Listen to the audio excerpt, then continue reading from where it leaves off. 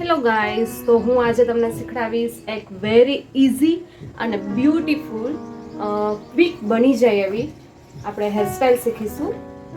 તો એના માટે આપણે મિડલમાં પાર્ટીશન કરીશું સૌથી પહેલા, અને હવે આ રીતે ક્રોસમાં ડાયગોનલ સેક્શન આપણે કાઢવાનો છે. આ રીતે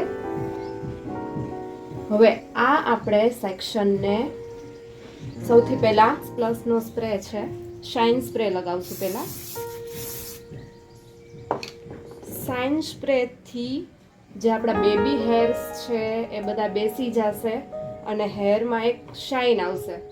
અને તમે જો પુલિંગ કે સ્પ્રેડિંગ કરવાના હોય તો એ સ્પ્રેથી ઇઝી થઈ જશે. હવે આ રીતે આપણે ઉલટી બ્રેડ ચોટલો બનાવવાનો છે. આ રીતે વિઝિબલ હશે તમને. હવે આ બ્રેડને આપણે ઢીલી રાખવાની છે, એકદમ ટાઈટલી નથી બનાવવાની, તો જ આપણે આને સ્પ્રેડ કરી શકશું. આ રીતે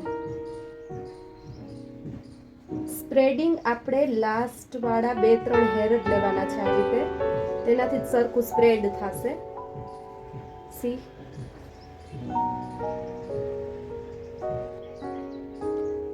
હવે બીજી સાઈડ પણ આ રીતે સ્પ્રેડ કરી લેશું.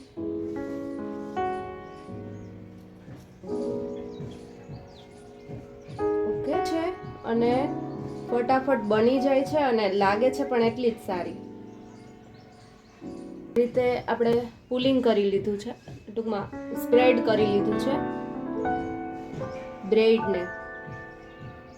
હવે આપણે રેડી છે અને હું આને રબરથી પેક કરી દઈશ.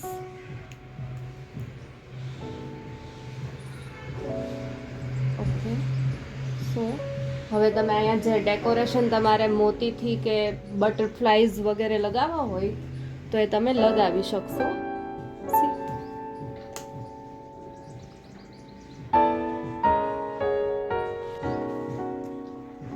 બહુ જ ઇઝી છે અને ફટાફટ પણ થઈ જાય છે. હવે અમારી પાસે સ્પ્રે છે ટાફ્ટનો 5+. ઓકે, એનાથી આપણે હેરસ્ટાઈલને સ્ટ્રોંગ લુક આપશું.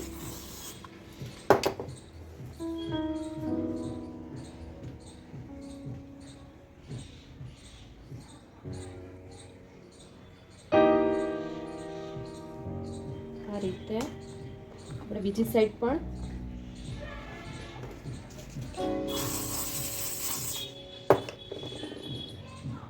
લાસ્ટ છેલ્લા જે હેર તમને દેખાતા હોય એ જ તમારે આવી રીતે લોક કરવાના. ઓકે, હવે આપણે મોતીથી ડેકોરેશન કરીશું આમાં. સો અમારી પાસે વ્હાઈટ બીડ્સ છે જેને મેં 0 સાઇઝની યુ પિનમાં આ રીતે એટેચ કરી લીધા છે. અને હવે આપણે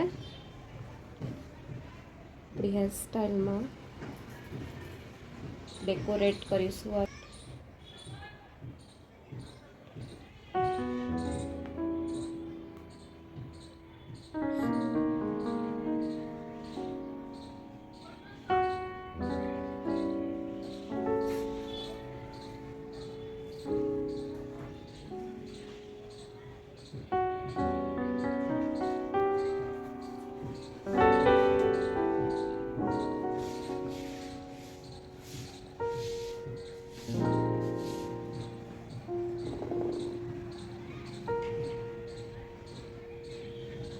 હવે તમે આમાં કર્લ્સ પણ કરી શકો છો અને સ્ટ્રેટ લુક પણ આપી શકો છો.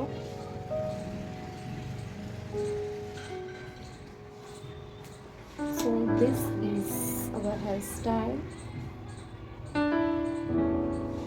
પ્લીઝ કમેન્ટ કરો કેવી લાગે છે. અને અહીંયા આપણે મારી પાસે કોઈ પણ બટરફ્લાઈઝ કે જે કંઈ પણ હોય તે આ રીતે નાખી શકો છો. ઓકે,